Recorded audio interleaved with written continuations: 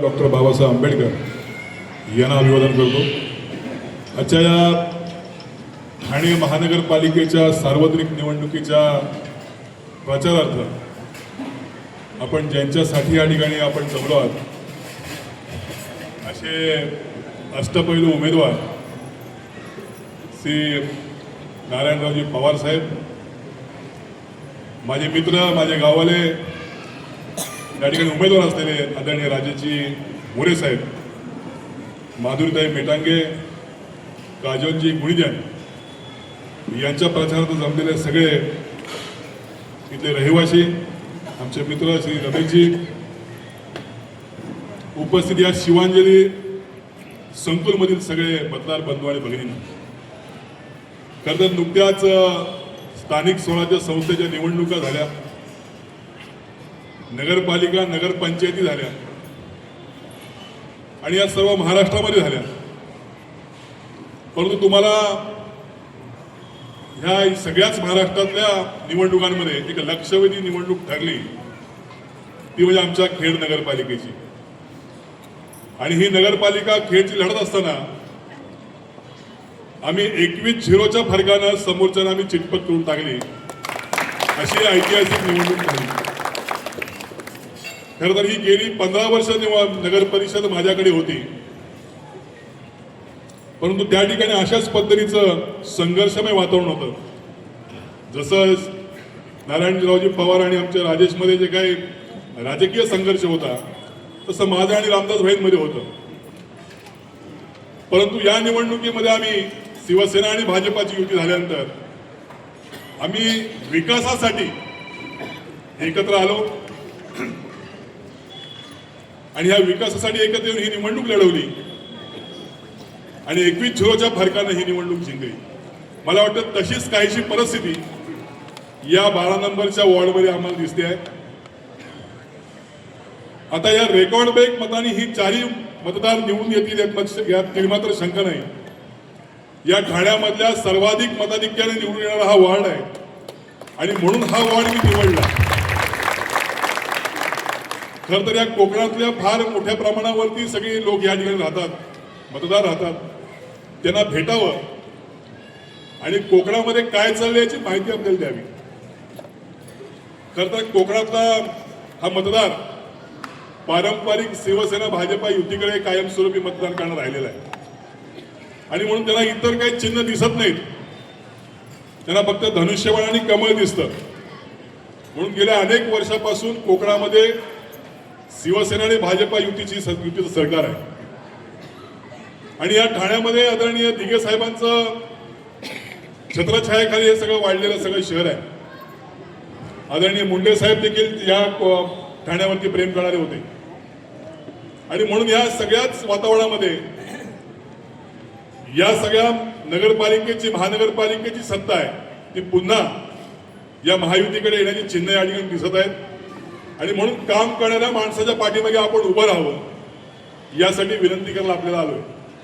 इथे सगळ्या माझे खेडवाले असतील किंवा रत्नागिरी जिल्हा असेल, रायगड जिल्हा असेल किंवा पालघर जिल्हा असेल, मुरबाड असेल, इथले सगळे मंडळी या ठिकाणी रहिवासी आहेत। त्यामुळे आपल्या सर्वांना विनंती आहे की अनेक लोक अनेक भावनिक वातावरण निर्माण करतील, परंतु आपल्याला अहोरात्र झटणाऱ्या उमेदवारांच्या पाठीमागे उभं राहायचं आहे। रात्री अपरात्री आपल्याला जेव्हा आवश्यकता असते तेव्हा ह्या उमेदवारांना फोन केल्यानंतर ते धावून येणाऱ्या उमेदवारांच्या पाठी आपल्याला उभं राहायचं आहे।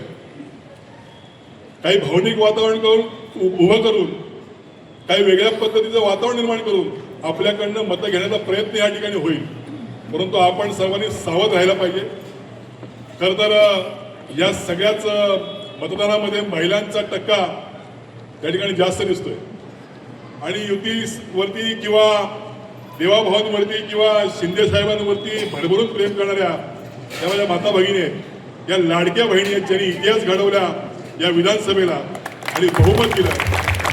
मला खात्री आहे की ज्या पक्षाच्या पाठीमागे महिलांची शक्ती जास्त आहे त्याने आजपर्यंत इतिहास घडवलेला आहे आणि म्हणून आपण सगळे ठाणेकर महिला आपल्या इतिहासात नाव आहे दिघे साहेबांच्या कालखंडामध्ये।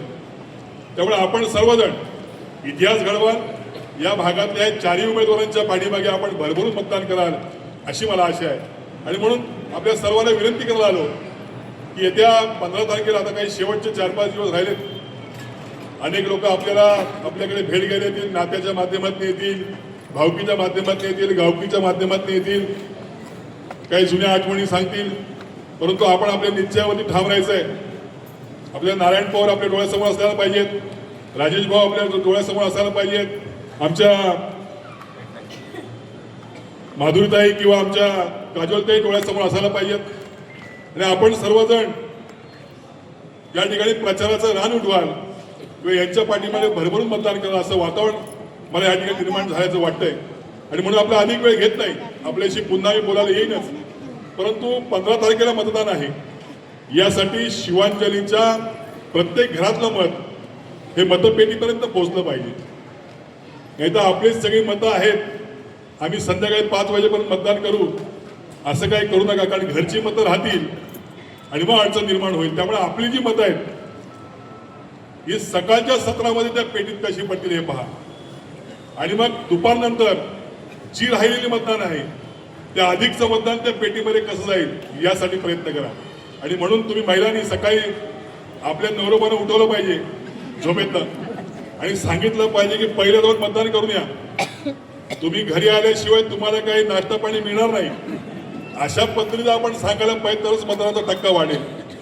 आणि म्हणून हे सगळं महिलांच्या हातामध्ये आहे. त्यामुळे आपण अधिकचं मतदान या शिवांजलीमधून ह्या 4 उमेदवारांना व्हायला पाहिजे यासाठी विनंती करायला आलो. आपला अधिक वेळ घेणार नाही. या सगळ्या बिल्डिंगमध्ये आपल्या सगळा मराठी टक्का जास्त आहे आणि मराठी उमेदवाराच्या पाठीमागे हा टक्का असावा यासाठी विनंती करायला आलोय. आपला अधिक वेळ घेणार नाही. आता 9:30 वाजलेले आहेत, 10 वाजता प्रचार संपणार आहे. नारायण पवार साहेबांना आपल्याशी बोलायचं आहे आणि म्हणून आपला अधिक वेळ घेत नाही. मला या ठिकाणी बोलायची संधी दिली त्याबद्दल आपल्या सर्वांचं मनापासून आभार मानून या ठिकाणी थांबतो. धन्यवाद. जय हिंद, जय महाराष्ट्र. टाइम्स डिजिटलला लाईक करा, शेअर करा, सबस्क्राईब करा आणि बेल आयकॉन दाबायला विसरू नका. Times digital.